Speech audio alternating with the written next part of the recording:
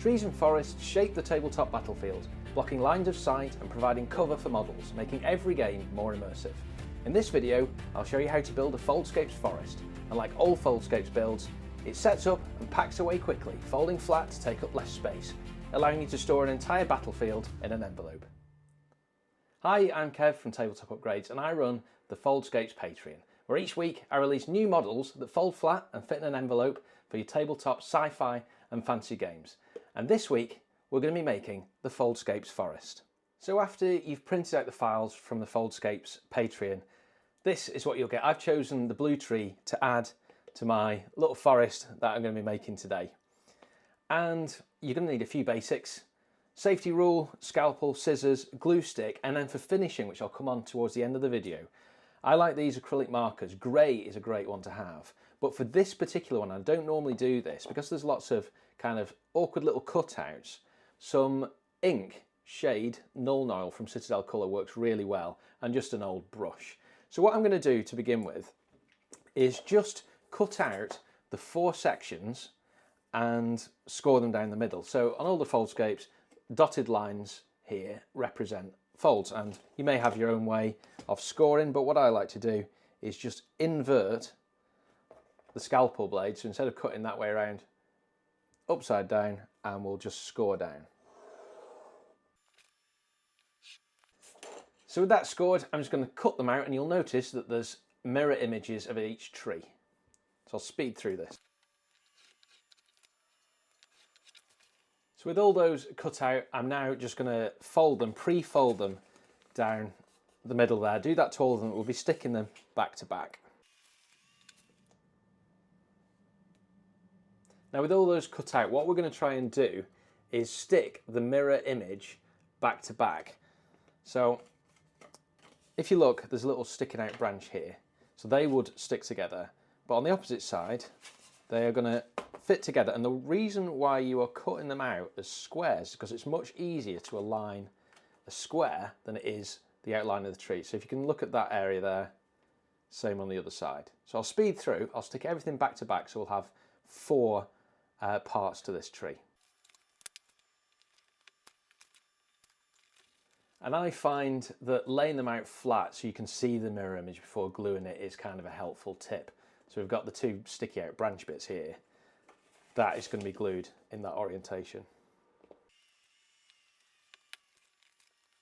So now that is all stuck together and the mirror image is stuck to the opposite side of each bit of the tree. And we're going to cut this out now with the scissors rather than scalpel. Now one thing to look for when you're trying to stick this thing together, and I haven't done a terribly good job on this, is, can you see there's a little gap here at the top? You want to try and minimise that as much as possible. So that's just something to bear in mind. So I'm going to just attack this with the scissors, and what I like to do, having made a few of these now, is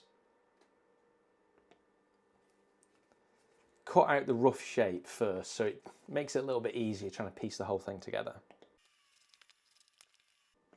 And just something to bear in mind when you're trimming the tree at this stage is when you're working on one side of it, make sure the other 3 are stuck out the other side, because what I've done in the past is been cutting through 2 of them, and that's not ideal.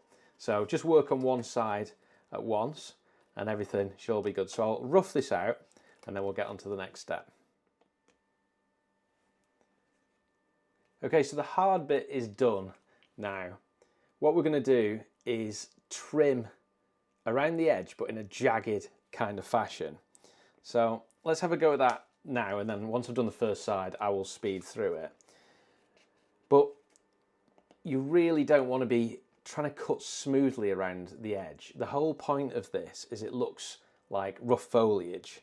So if you look at our example here, you can see around the edge of the leaves, just here, it's kind of rough, and that's the aim that we're going for. So it's kind of just rough and ragged around the edge.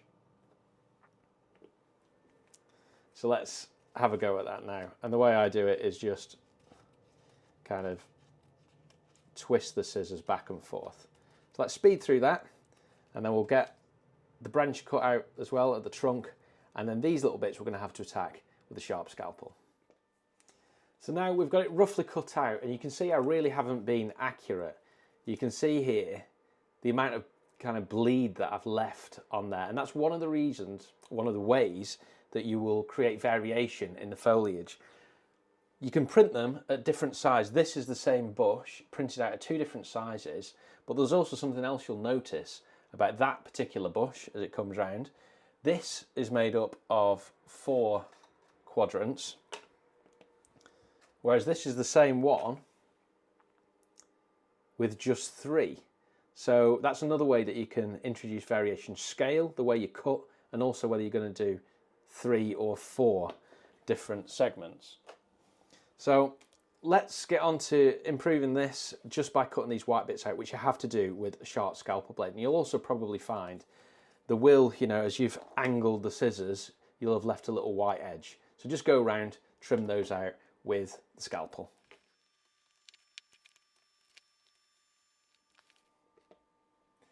So there we have it. We've got the tree cut out. But for sure, even though that tree is passable for tabletop standard, it's kind of got those white edges, and that's what we're going to attack now. So normally what I suggest is, rather than using felt tips, you actually use these acrylic markers. And I've tried brown, black, grey. A dark grey is the one that has worked best for me. And a nice fat tip, this is a 5 to 10 millimeter chisel tip that looks like that. And that's a good starting place. So I'm going to kind of work around the edge of the tree. And it's not going to be perfect, but it's going to give you a good start and kind of a dabbing motion. And because it's not a really aggressive colour, you know, if it gets on the side of the tree, it doesn't really matter so much. But look at that edge compared to the bit that I haven't covered. So this is going to be my first pass with this, and even against grey, brown rather, on the trunk, it looks pretty good. So I'm going to whip round, speed the video up, and go across with the grey acrylic marker. Now that has got you kind of 95% of the way there. But there's a few awkward bits on this, so you can bend it backwards and go in with the chisel tip and try and edge that in. Nothing wrong with that. However, I find it a bit time consuming, and you kind of have to wipe it off a little bit, so it gets a bit messy. So for this one, I don't normally recommend this, but good old Knoll Oil, the shade from Citadel, with an old paintbrush has worked really well, particularly for the areas like this, which are really hard to get through with you know, a chisel brush. So with Knoll Oil, give it a good old shake, because it tends to go a bit shiny and doesn't behave the same way. So give it a shake, and then, you know, don't be shy, get plenty on the brush, and you can kind of go over any edges, but you can also just go right down the middle. So let's do that now.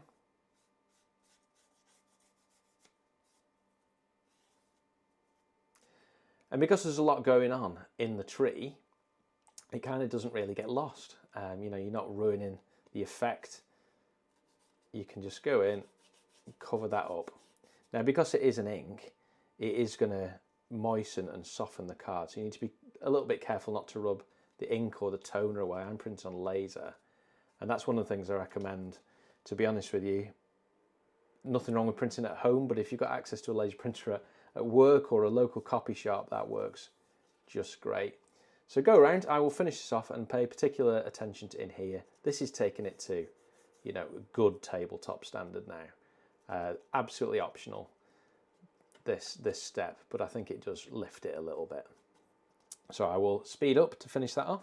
So there we have it, the new tree, part of its forest, and obviously by creating them at different scales, just printing with a scaling factor, using the different colours, the different cutouts, whether you use 2, 3 or even 4 parts of the tree, then you're going to get loads of variation. And that forest base here comes as part of the setup, and you can print that off onto label printer. I've stuck it on some cards, and there's a couple of different sizes which can also be scaled, and shapes, so it works really well for both RPG and for war games.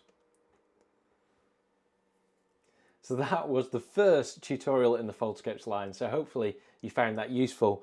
We're going to be doing some more every week. Now the usual stuff that I release, both sci-fi and fantasy, comes in these little pop-up mechanisms. So that pops up. This is the Demon Chapel, which is one of the releases on the Patreon. It's going to be, if you're watching this in the future, then this will likely be on Drive-Thru-RPG and Etsy and things of that nature. But it takes up absolutely no room whatsoever, and yeah, makes your games look a lot better. But critically, if you're anything like me, you run out of space for all your terrain. So this Foldscape system is the solution. So hopefully you've liked that. Do drop a subscribe, a comment, see what you want next. But more importantly, if you want to check this out, check out the Patreon, which is in the links in the description. But until next time, I'll leave you with the Foldscapes Forest, and look forward to seeing you soon.